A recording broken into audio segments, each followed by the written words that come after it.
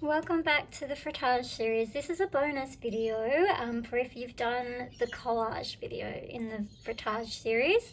So we're going to jump in and we're going to do some slow stitching with embroidery thread. You'll need an embroidery needle and some scissors, and of course your collage. This is an optional video if you're not quite ready to stitch into your artwork and you're just so happy with the artwork that you have. Leave it, but this is a bonus video for anyone that's kind of curious about what's it like to stitch into paper, and what's it like to stitch without a plan. Usually if you're stitching, you're repairing something, maybe you got a split in your pants or you're sewing on a button, and today we're not doing that. We have some freedom to just explore. Okay, so let's jump into it. I've cut this length, and I say that's from my elbow to my thumb. I don't think you need much longer than that. I've chosen a purple out of these colors. I just feel like that would be nice because there's a kind of purpley blue red kind of thing going on in here, and some green that I just feel like purple would be nice. I'm going to thread up my needle.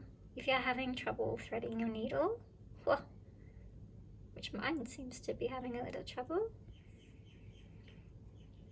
you've got a couple of options. Some people lick the end of this to make it all hold together and they put it through the needle, or you can get a needle threader. Yeah, they're pretty handy. There's no shame in having them. I supply them at my workshops and everyone uses them. They're very handy. Once you're threaded up, you're going to do what I call an anchor knot, which is just tying a single knot, or maybe two knots depending on your thread. At the opposite end of your needle. So at one end we've got our needle, it's got a little tail there so that the thread stays on the needle. And at the other end we've got the knot, which will act as our anchor when we're stitching. You can use any thread, so single strand cotton. This is an embroidery thread, which is 6 strands. You could even split this if you cared to do that. And now we're going to do some running stitch. So what's running stitch? Well, running stitch is, it looks a little bit like this. They call it a running stitch because it just kind of runs along. But running stitch can go in lots of directions, and it can make lots of patterns. So with running stitch, we've got a lot of freedom to explore by depending on how big our stitch is, or how small it is, or how close we come down to our other stitch. So we're just going to have a play with that. Again, really tapping into that energy from the last video of like, no destination, just seeing where we go. So if you're ready, let's go. So I'm going to come up through the back of my paper, and then I'm going to come down to my first stitch. Now, stitching with paper is very different to fabric. So you're going to find that out. There might be tears, depending on the thickness of your paper. And we just accept the ephemeral nature of what we're working with. This is the nature of it. We can't ask it to be different. This is what it is. It's paper. We're pressing holes into it. So the invitation here is to just explore what you can do with your running stitch, what you can do, where you can go. It's like you're a little ant and you are wandering around your piece of paper, your collage, exploring.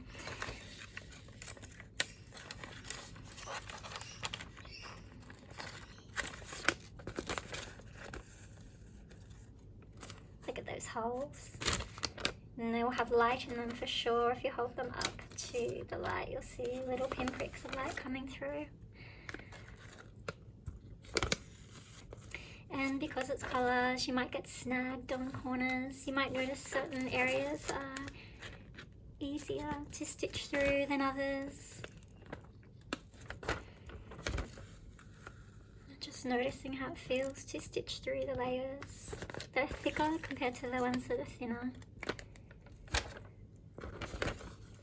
Noticing the effort required.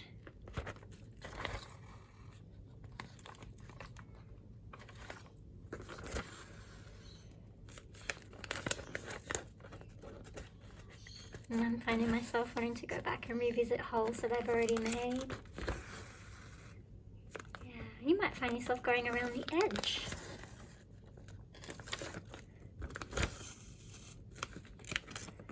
And you might find that if you've stuck it down on paper, like I have, and we talked about that in the last video, it might feel a little cumbersome. And I'm finding it is a little cumbersome. I'm feeling this urge to cut around it. So I am going to do that. But I'm going to be a bit creative about that. So we're going to keep some of it in there.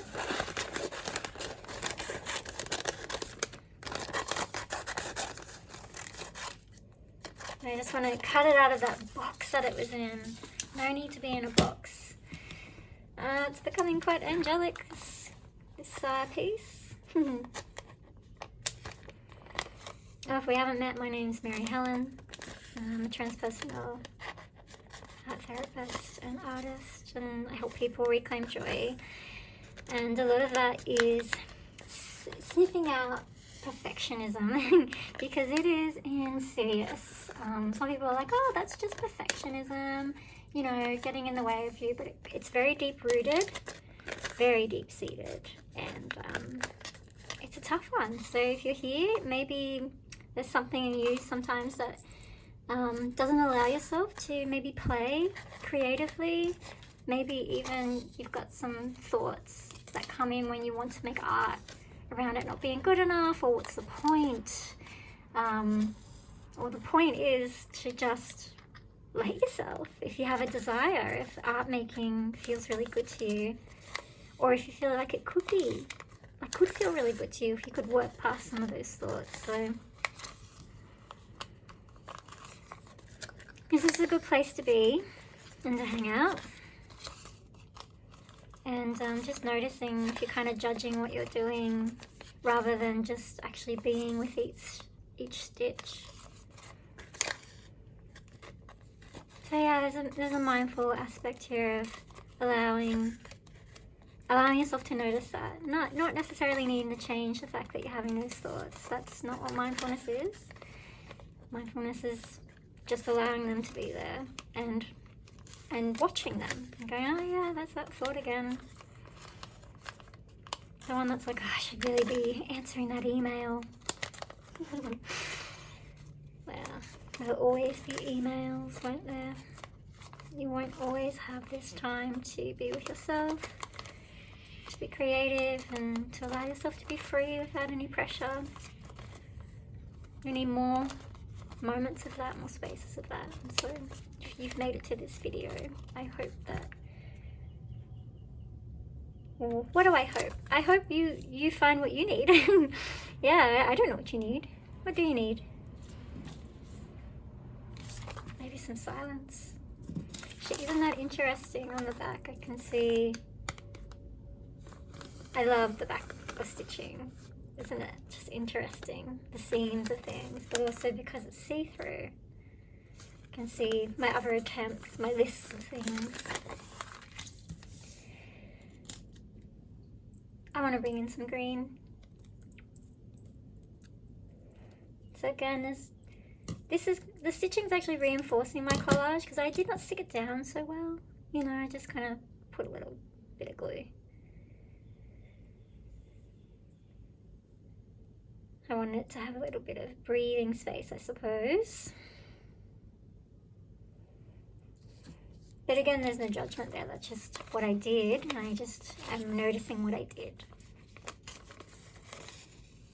What I chose in that moment. On a different day, I might really stick it down.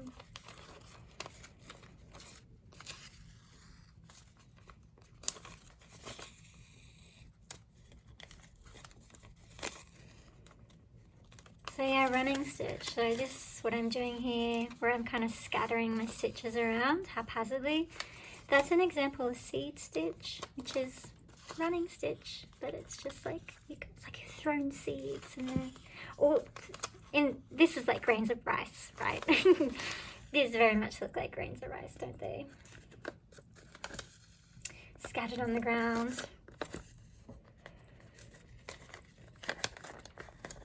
Hmm.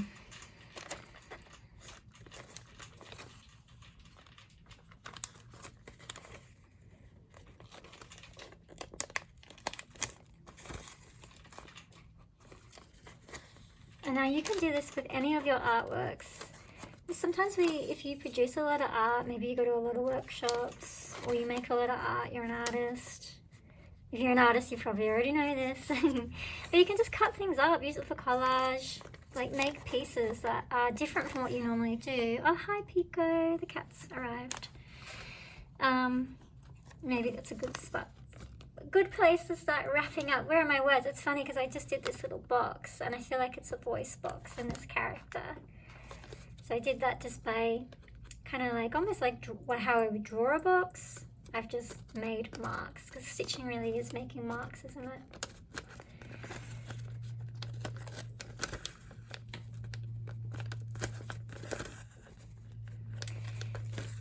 And back to my other point.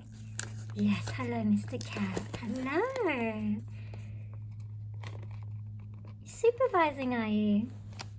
Oh, yes, yes, yes. Oh dear, is it time to stop? Okay, oh. Thank you, Pico. All right, I would love to finish this, but my dear cat, he is very interested in having play. So I'm actually gonna leave it there. You can keep stitching into it, right? Because of the layers that you've built up in your collage, or perhaps if you built them up, you probably find this is quite like fabric, quite strong, and it probably will become more fabric-like as you stitch into it. Yes, Pico. Yes, and oh, now he's biting me. And so, yeah, just notice where it's become more fabric-like, where it's been reinforced because of the collage and the stitching.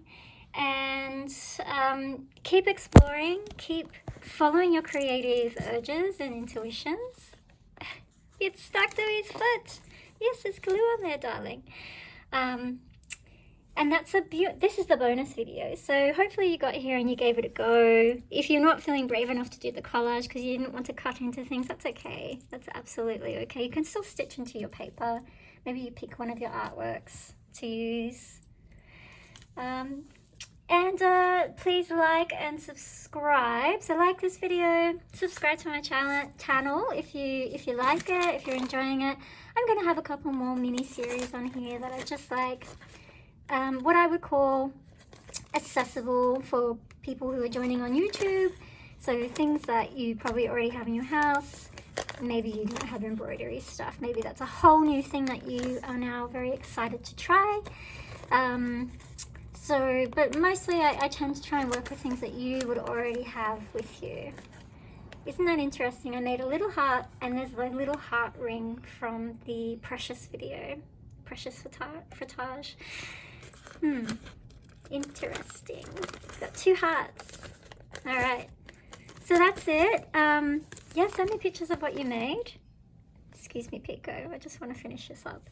Send me pictures of what you made. I'm over at Mark and Movement on Instagram, and Mark and Movement also on YouTube, Facebook, Substack. Yeah. Thank you so much for tuning in. I really hope that you were able to have a play with Frottage, and I hope you're able to start exploring, stepping into being a bit more spontaneous and just responding to the materials in front of you rather than having to have a plan. Thank you so much, and catch you soon.